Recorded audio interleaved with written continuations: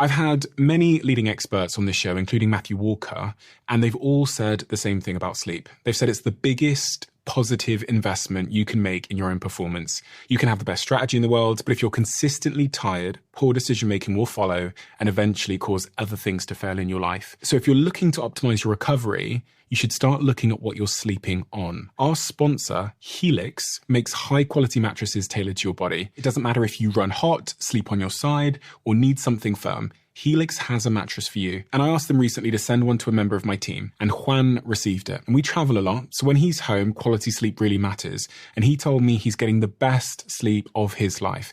And the data backs it up, with 82% of people in a Helix study saying they saw an increase in their deep sleep. And with a 120-night trial, you've got 4 months to prove it to yourself. You can get 27% off at helixsleep.com/diary. That's helixsleep.com/diary. What you were describing there, that scrolling through comments looking for the bad one, is something I think we can all relate to, because I will get 99.9% like great comments, and then it'll be, as you say, the one that's either that's critical or that feels personal. It's if someone's like criticizing something that I've like done, I don't really care. It's when they are criticizing who I am, I think I find it hardest.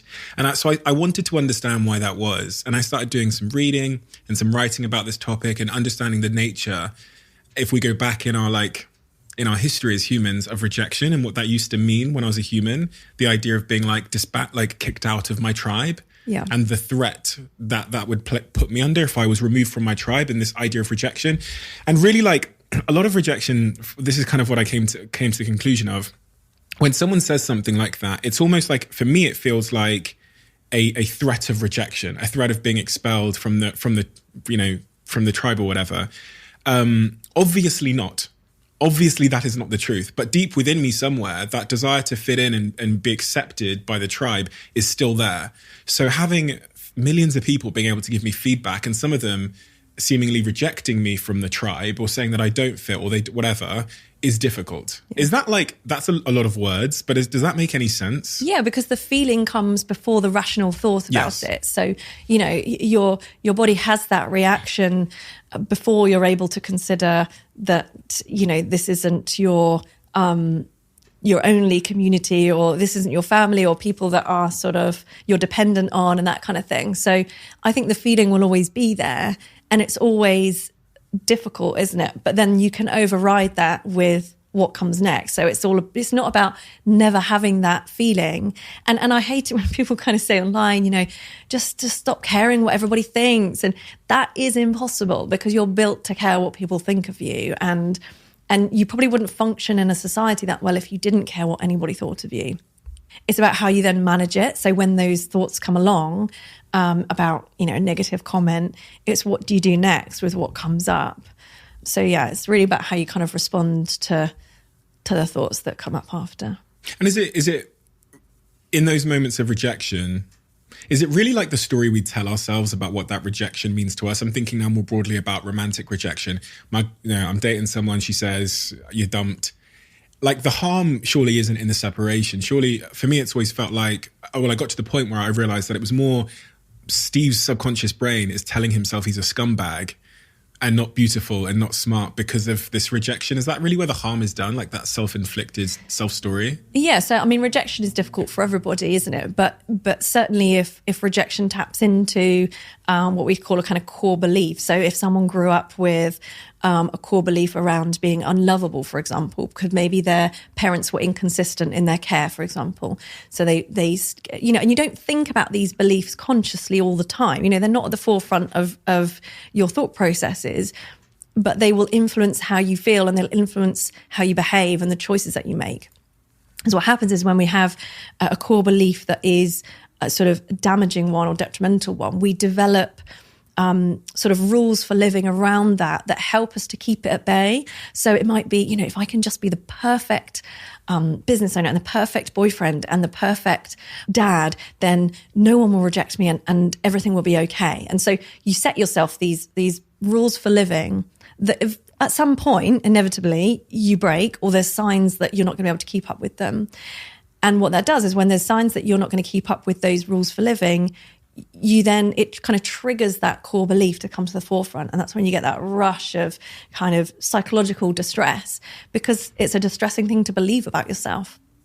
And so that's when it can cause people real problems, when that sort of damaging core belief is being triggered on a regular basis, for example, maybe because it's a turbulent relationship or whatever the situation is. And that's when you can work not only on the present stuff, but on the core beliefs and looking at how those are playing out in relationships. And how do you get to the heart of understanding what your core beliefs are? Because I went through life and I think I got to about 24 years old without being in a relationship. And when I asked myself what my core beliefs were as it relates to relationships, I realized that they were heavily shaped by watching my parents' like toxic relationship and this belief that relationships were prison. I thought my dad was in prison for my entire childhood. That's what I thought. I thought he was trapped in prison because he was in a relationship with my mother, because they were very argumentative, shall we say. Yeah. So it wasn't until I was 24, and I think because of journaling and writing and really this podcast, that I was able to realize that I even thought that. And I was having this like avoidant behavioral pattern where the minute I would pursue someone romantically and the minute they would accept my advances, I would run for the hills and try and dissuade them out of being in a relationship with me. And I had no idea that core belief was in the back of my control center of my mind. Yeah, absolutely. And there's a really fascinating therapy called CAT therapy, actually. So it's cognitive analytic therapy, just CAT for short. But that's just a fascinating therapy where it looks at the relationships that you have when you're younger.